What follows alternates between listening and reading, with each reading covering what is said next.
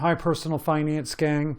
I'm just going to briefly talk about a few places where you might want to put your money just to get started in investing.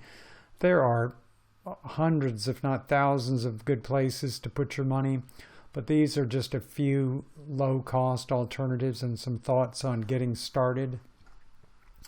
So first up, mutual fund families. My favorite fund family is Vanguard, but a lot of their funds have higher minimum investments.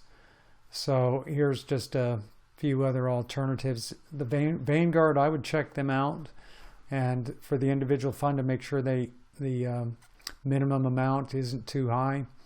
But here's the Schwab Target 2060 Index Fund. So this is for people retiring in 2060 or so. Minimum investment to get started is $1. And then they've got a Schwab S&P 500 index fund with a real low expense ratio, a total stock fund with a real low expense ratio. One thing about Schwab though, just some of these have teaser rates, and you get in, and if you want to swap to some of their other funds, those expense ratios are higher. But this is one, a couple nice little options here where you don't have to be super wealthy to get started saving. Fidelity, a lot of their funds are higher cost, but here are some lower cost alternatives. They have the same deal there. The S&P 500 fund, their version of it, total market fund, and a 2060 retirement. Fidelity Freedom Index 2060, 0.14%. Still not as good as Vanguard on that, but no minimum investment on some of these funds. Some other funds may have minimum investments. And I think from last time, the Vanguard 2065 fund had a $1,000 minimum investment. And actually that expense ratio was, I think for Vanguard, 0.15. So this is competitive. These are both competitive with Vanguard. But if you go to other funds they have, those costs are going to jump up probably. So here's my Vanguard, 0.15%. And some other things, like I said, you get higher minimum investments, so you got to have at least $3,000 to start with to get into the Vanguard S&P 500 fund or the total stock fund. But nice low expense ratios, and anything you move around in Vanguard, most all their funds are going to have very low expense ratios. $20 annual fee or so if you got less than $10,000. That's a bit steep. So again, that steers you maybe away from Vanguard so you have more money. American funds, this I'm showing you, they've got the nice low investment or the investment amounts, but I'm not going to recommend them. You can see why.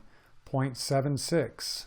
Okay, so expense ratio, that means they want to take 0.75% of everything in the fund once a year, so they're skimming that off for management fees. And some of these, they may be actively managed of sorts, but are they going to beat the S&P 500 index? Maybe, maybe not. But the one thing for sure is they're going to charge you, say like here's the Vanguard 500 fund versus their growth and income. They're going to charge you about 0.6% or more than a comparable Vanguard fund. But their goal with some of these is to beat the average instead of just matching it. And anyway, so these don't make my list. Now, and I said those are just a few options. There are thousands of choices out there. In mutual funds, I like no load funds only. So anything I'm screening for mutual funds, that's the place I'd start with. And let me just pull over. So there's plenty of places to find suggestions on mutual funds. I'm going to show you two. There are two magazines or / websites, and they both have magazines you can subscribe to, and I've gotten both at one time or another, and they're both good and comparable. But so Money Magazine or CNNmoney.com here. This has the 50 best mutual funds for 2020. So this is their suggestion of some funds for 2020. One Decision funds, this will just be one place you can put your money and not worry about it. So there's Vanguard's retirement, 0.14%. And then the Vanguard, if you look down this list, has the lowest ratios of those. You got S&P 500 funds. So there's our Schwab with the low stuff. These are some of their recommendations. And anyway, here just, one set of suggestions on funds that they like. So that's money that you can check out. Another place to check out would be, get rid of money, Kiplinger's. And so here's the 25 best low-fee mutual funds to buy in 2020. So they've got some suggestions on different funds, and we'll not talk about these, but these are just places to get ideas.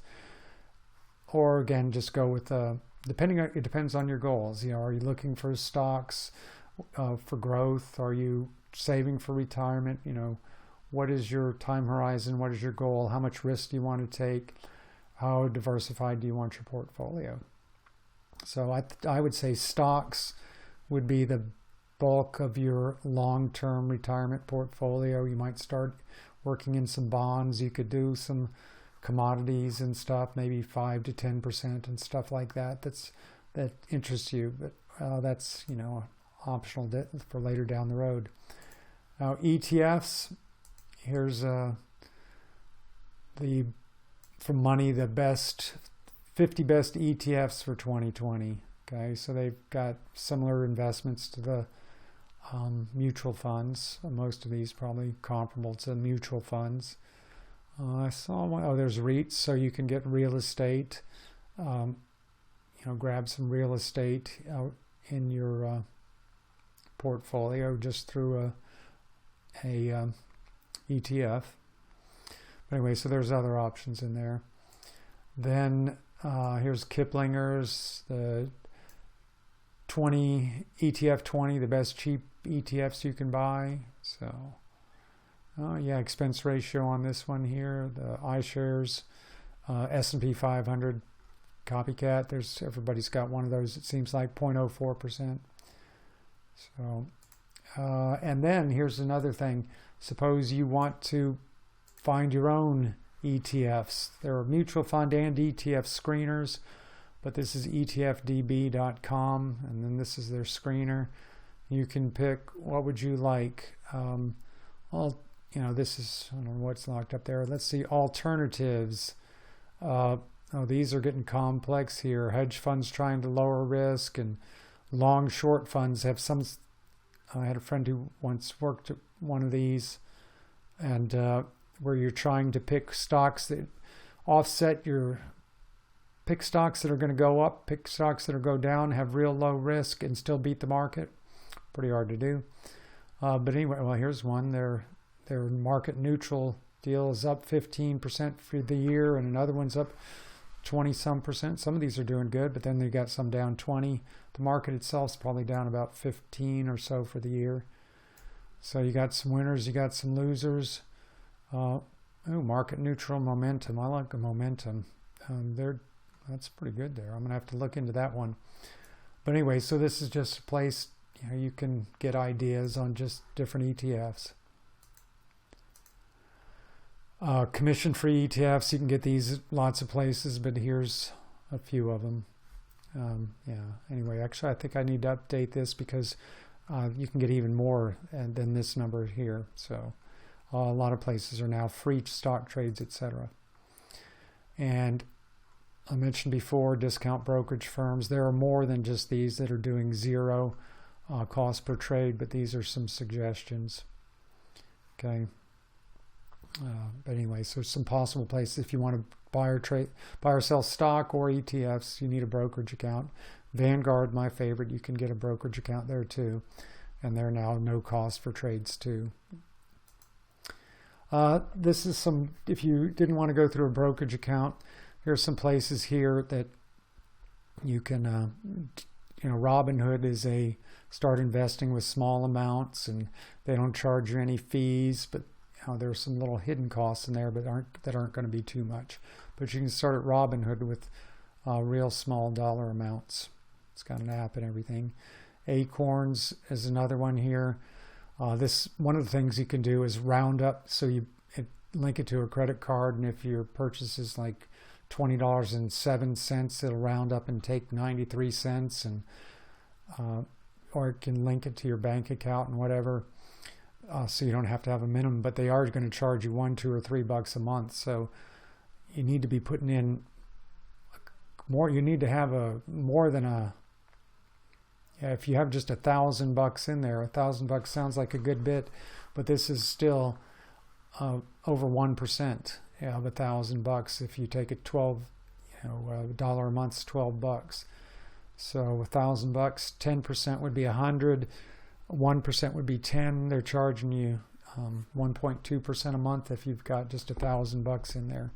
There are free accounts for students, but they're going to try to catch you down the road there. But this is a way to get invested with just out having to do much and to see that grow. Another place here that will grab money from your bank account has some different services you can check out. It deals with a select list of stocks and ETFs, and they've got different account levels with it too. But these were just a few places. The last three are just kind of, different kind of things where you don't have to open a brokerage account. This takes care of that stuff for you. But I would probably stick, if you're ready to start trading, get you a nice brokerage account that at a place that doesn't charge brokerage fees, doesn't have too many minimums, has a nice money market fund for your cash to stay at while you're trying to decide what you're doing. All right, well, that was just a few quick ideas. Be safe out there. If you're thinking about investing, this might be a good time to start. Market's been hammered down some, could be hammered down some more, could be a recession coming. We don't know. Well, when's a good time to start? Pretty much any time, whenever you're ready. You can't say whether it's going to go up or down from here, but I'm seeing some rocky patches in the near term. But over the next 45 years, things are looking bright. So, again, be safe, be good. Holler if you have questions.